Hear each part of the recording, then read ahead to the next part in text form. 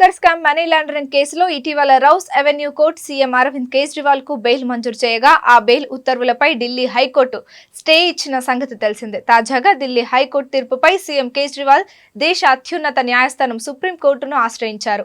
Delhi high court ఉత్తర్వులను కొట్టివేయాలని తన పిటిషన్లో కోరారు. ఈ పిటిషన్ను అత్యవసర ప్రాతిపదికన రేపు విచారణ జరపాలని కేజ్రీవాల్ న్యాయవాదులు సుప్రీంకోర్టు రిజిస్ట్రీని కోరనున్నారు. ఢిల్లీ లిక్కర్ స్కామ్ లో మనీ లాండరింగ్ అభియోగాలపై సీఎం అరవింద్ కేజ్రీవాల్ ను ఎన్ఫోర్స్మెంట్ డైరెక్టరేట్ ఈడీ అధికారులు మార్చి 21న అరెస్ట్ చేశారు. సార్వత్రిక ఎన్నికల నేపథ్యంలో సుప్రీంకోర్టు మధ్యంతర బెయిల్ ఇవ్వడంతో జైలు నుంచి బయటకు వచ్చిన ఆయన ఎన్నికలు ముగిశాక మళ్లీ జైలుకు వెళ్లారు.